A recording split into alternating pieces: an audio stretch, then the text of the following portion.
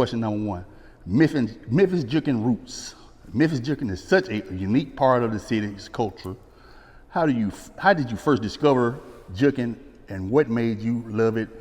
Fall in love with that style, I'll say.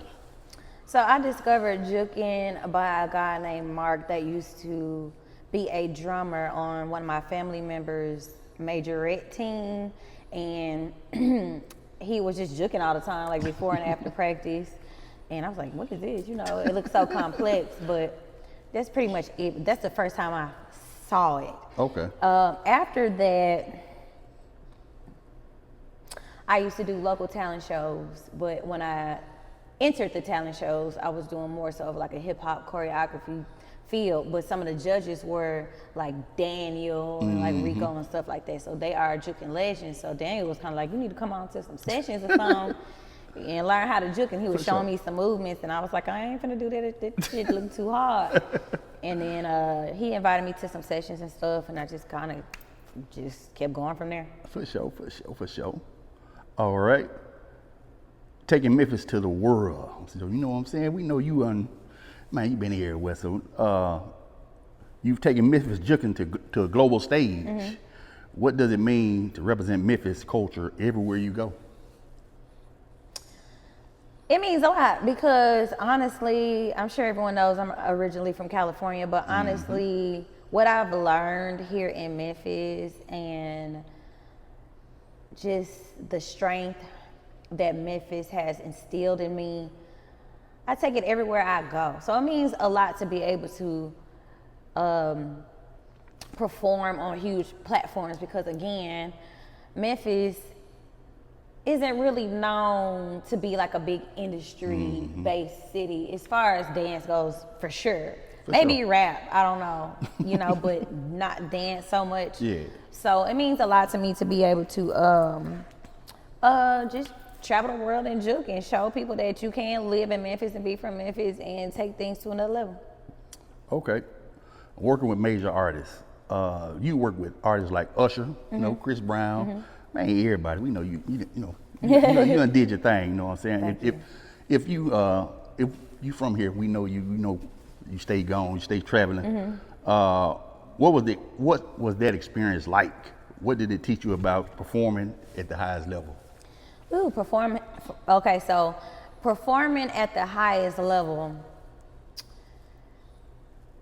people wanna do the big shit, but they don't want to prepare for it. For sure. And let me tell you something. When I danced with Usher, I almost turned around. I was so nervous to get on that stage. For sure. And that's why it's important to gain confidence by practicing, you know, doing your homework and just sharpening up your skills. And again, just being confident, because once you got to get on the stage next to an icon like Usher, that shit nerve-wracking as hell, let me tell you. Oh my God. Like, I was just like, oh my God. But, you know, after it was over and done with, it was so rewarding. You know what I'm saying? Yeah. But I can imagine how I would have felt if I really weren't prepared. Oh my God, I probably wouldn't even went on stage. So performing at the highest level teaches me that, baby, you better get ready way ahead of time. For sure. You got to do the work now. So when they do call, you know, you're ready. Yeah, for sure. You know what I'm saying? And everybody ain't used to that. Everybody ain't used to that work ethic it take to. Of course not. You know what I'm saying? Be great. Everybody want it, but they don't know what you got to put in double the work when you get it. Correct. So, okay. From street dance to CEO. Your book talks about going to street dance to entrepreneur. What was the hardest transition when you started building your own brand? So the hardest transition from being a street dancer and a starving artist, you can say, but kind of thriving as a solo dancer, transitioning into an entrepreneur was challenging because now I'm kind of at a standstill because I'm trying to build something. When you build something, you got to focus on it. Yeah, for sure. So I wasn't as outgoing with my solo career as I would have been if I didn't start LYE. Okay. So with that being said, it took away from me personally, as far as my personal dance career. It took away from that tremendously. So you really do have a heart, or have to have a heart, to be an entrepreneur and especially work with kids, deal with parents, and put your stuff on the side to build up others and build up your own company. So it's definitely challenging. For sure. Hey, I feel you. Me building I my know. brand. Yeah, like I already you know, know. we in Memphis, so you know the difficult people and things you're gonna have to deal with building the brand. So you know, I feel you. I'm aware. So okay, we're gonna go from we're gonna go to another type of dance. You know, we did the juking, line dance influence. Line dance is huge across the South. How do you see line dancing and juking connecting with the black dance culture? Me. That's how I see it. Okay. I'm gonna put it together. Okay. I've been putting it together, Hey, and it's happening, and it's working. For sure, man. You know.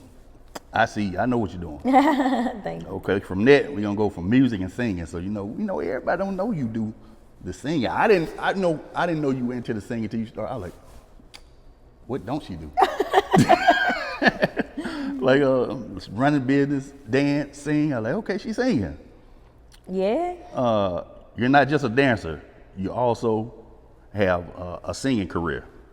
How does music influence the way that you move and create your choreography? Repeat that last question. How does music influence the way you move and create choreography? Music and dance is one and the same. Dance is an expression of bringing the music to life, basically. So as you see, some of the biggest artists in the world are dancers or incorporate dance, and some of the biggest hits have been made a hit because of dancers. You know what I'm saying? Yeah, I got you. So it moves me in a sense of, first of all, if you don't got no music, what we dancing to? So it's kind of like a go figure question. For sure. Okay, we're gonna talk about the LYE Academy. You founded the LYE Academy to mentor youth.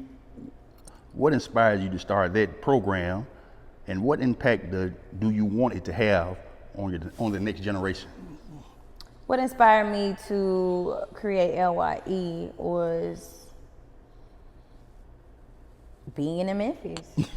Like, it's hard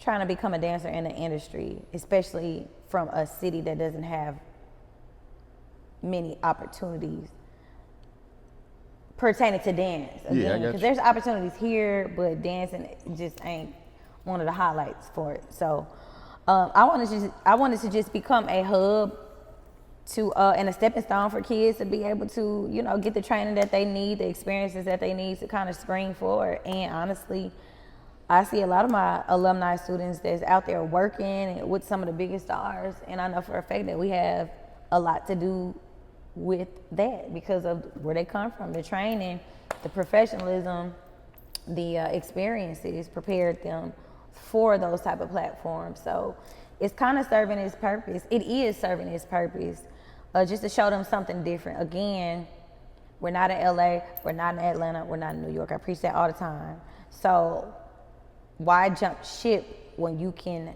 build your own industry here? And that's what I've been doing. But you gotta have the patience to do that, and you have to have the strength to do that. Yeah, for sure. Yeah, For strength sure. a little more than patience, both.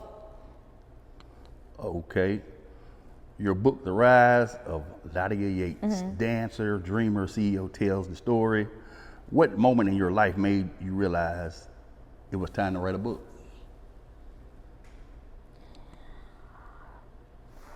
Some of the biggest challenges that I've overcome, I feel like my supporters should kind of get a little more insight on what I've been through, and because a lot of people don't see the background work and the challenges that I face. They see some, but not all.